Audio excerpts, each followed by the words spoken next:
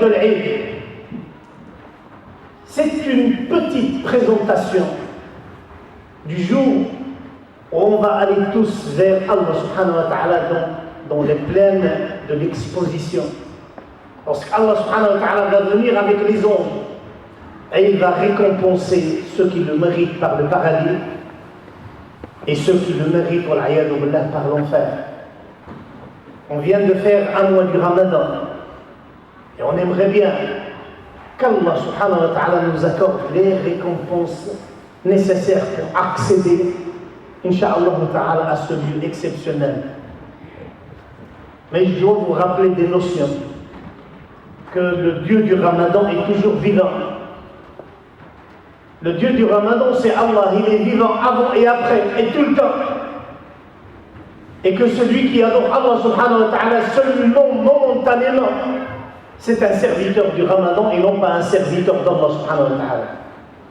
Allah a dit, nous avons imposé le dépôt aux cieux, à la terre et aux montagnes, et ils n'ont pas accepté.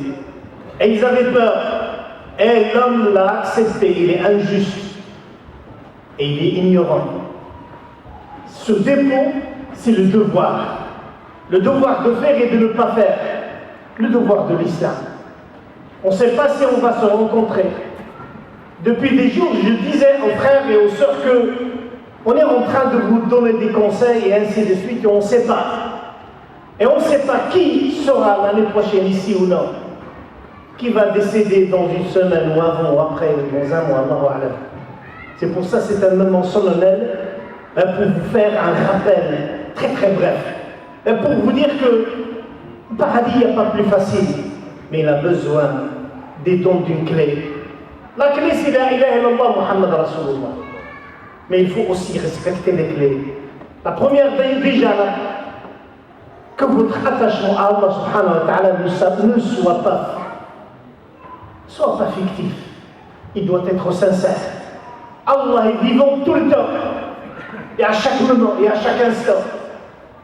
Allah subhanahu wa ta'ala pardonne tous les péchés, sauf lorsque on lui associe des choses, des êtres. Lorsqu'on n'attache pas notre cœur avec Allah subhanahu wa ta'ala, ben il déteste notre action et il déteste la personne.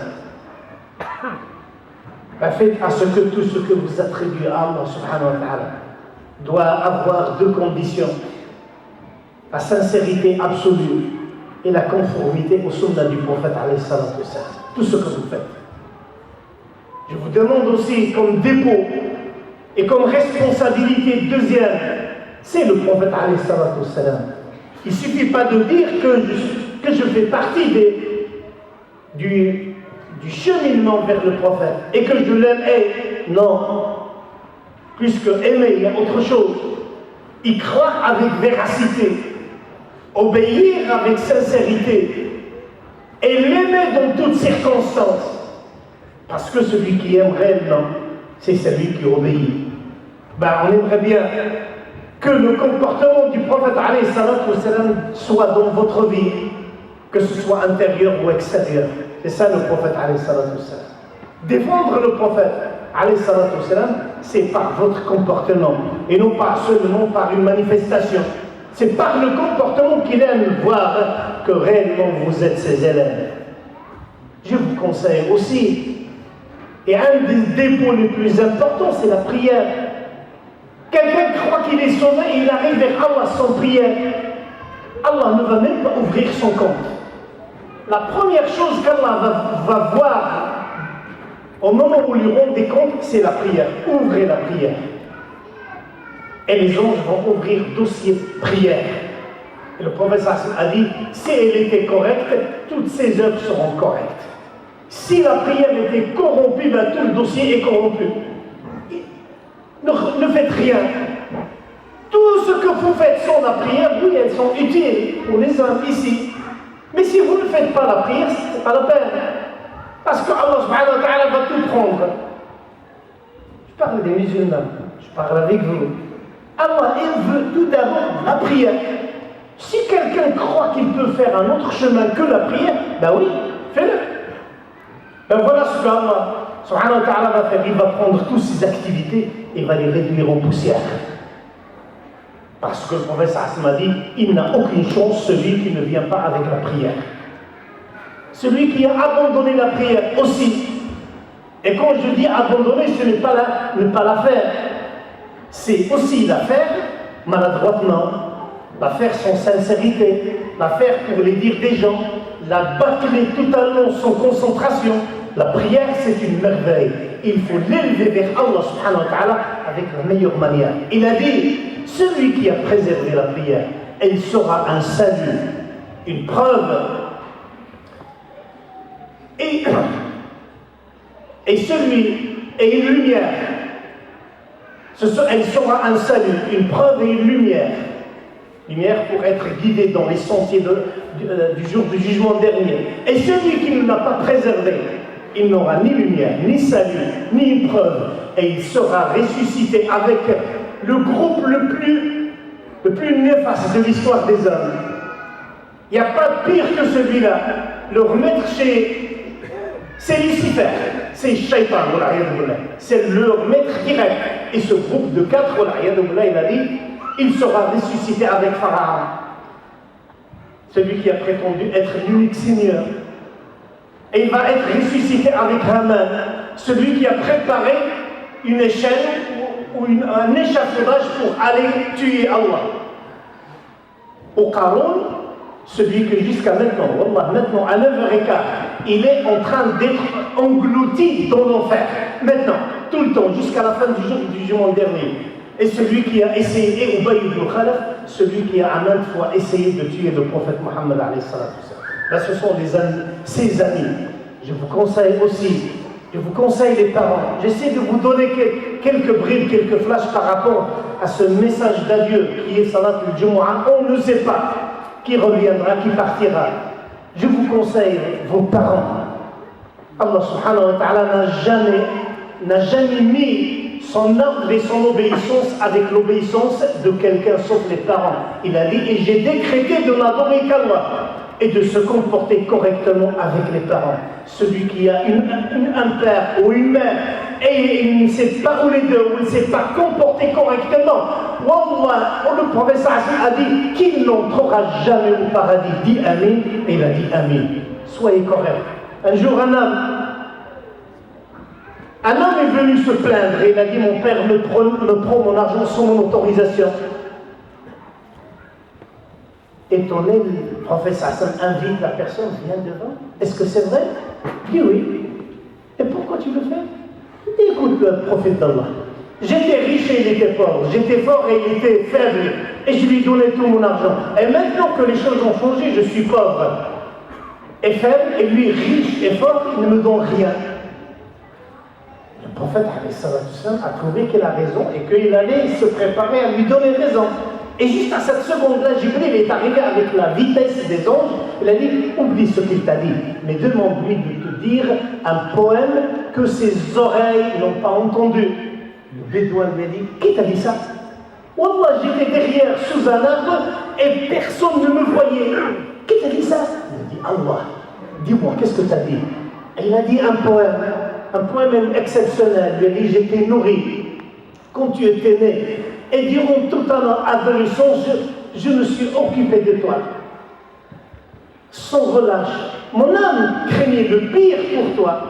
Et même si je savais que les échéances d'Allah subhanahu wa ta'ala, la mort est toujours là. Mais le jour où tu atteins l'âge et le but que j'avais tant espéré, tu t'es comporté avec ingratitude à l'égard de ma personne, comme si tu es l'unique Seigneur.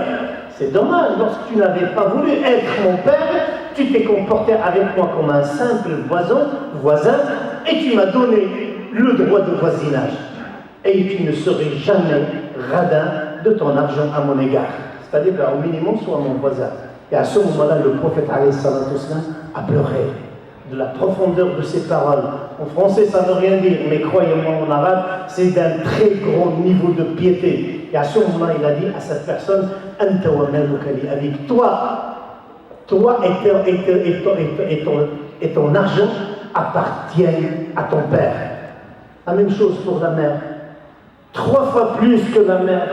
Quelqu'un a fait le pèlerinage et il portait sa mère sur son dos et il est venu à côté d'un savant et lui a dit « Est-ce que tu crois que j'ai fait mon devoir ?» Et j'ai rempli mon devoir et le savant a souri. Il a dit « Wallah, tu n'as pas fait son devoir même par une seule douleur de l'accouchement. Mais je souhaite qu'Allah t'accorde tout le bien. » Oui, certes, c'est beaucoup de bien, mais tu crois que tu vas récompenser la mère, Wallah. Il n'y a qu'un seul qui peut récompenser nos parents. C'est Allah subhanahu wa ta'ala, qu'Allah les récompense au maximum. Vos enfants, c'est un dépôt énorme. Vos enfants, c'est un dépôt énorme. Il viendra au jour du jugement dernier vous traîner devant le tribunal divin, Seigneur Allah. Pourquoi mon père ne m'a pas éduqué? Il s'est intéressé à ma scolarité, il a abandonné ma religion. Ou bien il a abandonné et ma scolarité et tout, il s'est intéressé seulement à ses affaires. Ou aucune affaire. La grande réussite, c'est lorsqu'on enseigne, on éduque plutôt nos enfants sur le chemin de l'islam. La réussite scolaire, oui, pourquoi pas. Ça doit être aussi au même degré. Nos enfants réussissent la vie, mais réussissent aussi l'autre vie, incha'Allah ta'ala. Ça, c'est la vraie réussite. Soyez bien avec vos épouses. Vos épouses, c'est comme le prophète sallallahu alayhi wa sallam a dit, c'est du cristal. Que le meilleur parmi vous, c'est celui qui est meilleur avec sa femme. Il a dit, et je suis le meilleur. Nos femmes, wallah, nos femmes, surtout dans ce pays, exigent, wallah, beaucoup de respect, beaucoup de douceur, beaucoup de gentillesse, beaucoup de paroles, beaucoup de choses. Wallah, elles sont d'une extrême générosité. Et ce qu'elles demandent, pas quelques mots. Le mot qui fait peur à beaucoup de gens. Il fait peur à certains de dire je t'aime à ma femme. Parce qu'ils n'ont jamais entendu ça, ben ils ne veulent pas. Pourquoi tu ne me dis pas je t'aime? Ben je viens de t'acheter l'avion. Parce que, ben tu ne veux pas que je t'achète l'avion, et ainsi de suite tout le temps. Ben dites-le. Parce qu'on n'a pas vu, mais ce n'est pas une raison de ne pas changer. Ce n'est pas une raison de ne pas changer. Il n'y a que les idiots qui ne changent pas. Ben dites-le sans modération. Et la gentillesse et ainsi de suite, vous verrez. On nous a enseigné que celui qui veut reçoit, qu'il donne. Ben vous les sœurs, n'écoutez pas ce que je dis, vous dites voilà, je vais dominer. Ben non, c'est que vous recevez. Mais après, vous devez aussi donner. La femme musulmane, elle croit que le chemin de son mari, elle va l'emmener au paradis. Wallah, pour qu'une femme entre au paradis, c'est très facile d'ailleurs pour un homme aussi. Déjà, on a fait la deuxième moitié avec l'acte de mariage. Il reste l'autre moitié. L'autre moitié, c'est le bon comportement, Inch'Allah. Un jour, une femme est venue vers le prophète, alayhi salatu salam, et lui a dit, comment tu es avec ton mari? Il dit, Wallah, je fais le maximum. À chaque fois, j'essaie de le satisfaire. À ce moment-là, le prophète lui dit, écoute, informe tes sœurs que obéir à son mari et solliciter sa satisfaction est meilleur que toutes les pratiques religieuses. Que toutes les pratiques religieuses, aller combattre, obéir à son mari. Mais aussi obéir à son mari, ce n'est pas de l'esclavage, c'est dans le chemin d'Allah, et ainsi de suite. La symphonie du couple se compose par se soumettre à Allah subhanahu wa ta'ala, et que la générosité de toutes les parts. Et à la fin, mes frères, il y a beaucoup de thèmes que je n'ai pas traités, mais vu le temps, je déborde tout le temps. Et à la fin, oui, certes, barakallahu lakum fil Eid. Mais je vous parle sincèrement, wallah. J'ai fait les Eid depuis maintenant plusieurs années. Mais aujourd'hui, il y a du plat. Moi, je ne vois pas ces yeux qui brillent. Je ne vois pas cette lumière qui brille dans nos yeux. Même les accolades sont très très simples. Il n'y a pas de chaleur. Et des fois, on se comporte a fortiori parce que on déprime tous. Même si on n'ose pas le dire. Même si on sourit. Mais c'est un sourire fictif. Parce qu'au fond de nous-mêmes, nous sommes lésés, nous sommes blessés. Et c'est vrai. Eh bien, moi, je vais enfoncer encore le couteau dans la plaie et vous dire, ben oui, vous avez raison. Malheur à celui qui n'est pas, je crois, c'est qu'il a le cœur mort. Le prophète alayhi salatu salam a dit, l'exemple des croyants, c'est comme un corps. Lorsqu'un membre souffre, tout le corps souffre. C'est pour ça, fêtons ce Eid, mais aussi malheureusement dans la souffrance. Et cette souffrance n'est venue que d'une seule source. C'est lorsqu'on a vu ce que subissent nos frères à Gaza et en Palestine, sous le regard et le consentement et la satisfaction même de tous, des ennemis, c'est clair, mais aussi de ceux qui disent les frères des Palestiniens, les pays limitrophes, on n'a rien vu. Aucun pays qui a menacé si vous faites. Ben non, il a dit écrasez-les. Hier, un pays à côté a dit j'ai bloqué des dizaines de tunnels. Les tunnels où les frères utilisaient pour manger et boire et emmener leurs malades. C'est-à-dire même le pays musulman à côté, il est avec eux. Parce que, ben voilà, tout le monde déteste la Palestine et les Palestiniens. Hier, Wallah, hier, comme disent mes enfants, j'ai failli péter les... Pardon, c'est indigne de vous. J'ai failli, Wallah, jeter la télé pour monter sur la télévision. Moi, le calme, normalement. Parce que j'ai vu une mosquée, une grande mosquée, qui est tombée par terre sur des gens. La coupole est restée intacte. Et toute la mosquée est détruite sur des hommes et des femmes. Et il ne reste que Al-Qubba, coupole, c'est tout ce qui reste par terre. Là, comment être content? C'est pour ça, vivre cette douleur. Et vous demandez aussi de participer, d'aider, de faire dua, de ne pas oublier. Moi, un jour, un otage français était dans un pays et on lui a demandé quelle était la souffrance la plus terrible. Il a dit la souffrance la plus terrible, c'est qu'on avait peur que nos familles et le peuple français nous oublient. Ben, que dire lorsque ces frères verront qu'ils sont oubliés, même par leurs frères, parce qu'ils sont livrés. Il n'y a personne qui les défend. Le gouverneur, nos chefs d'État, ils sont des lâches, ils sont des vendus, à l'exception de quelques. Je ne fais pas la promotion de cela, mais moi je ne vois rien. Le discours, il est redondant, il est magnifique, mais la vérité, il n'y a rien. Un jour, une femme dans une ville qui s'appelait Amouria est sortie, et il y avait les croisés qui ont dominé la ville. Et elle est sortie, il a dit Wa Mu'tasima. Mu'tasim, c'est le chef d'État. Wa Mu'tasima, il y a au secours Mu'tasim. Et quelqu'un est venu, il a dit je te dis ce qu'une femme a dit, une femme inconnue. Et à ce moment-là, il s'est levé, il a dit Wallah, je ne vais plus dormir, je ne vais plus sourire, jusqu'à ce que je la libère. Et durant 3 mois de préparation, il n'a pas fermé l'œil, il ne l'a jamais vu sourire. Et tout le monde craignait ce visage. Et puis il est parti. Il a gagné. Les astronomes sont venus vers lui, on lui a dit que les astres sont contre toi, il ne faut pas aller maintenant. Il a dit, moi je n'ai pas besoin d'astres, moi j'ai besoin d'Allah, c'est lui qui va m'aider.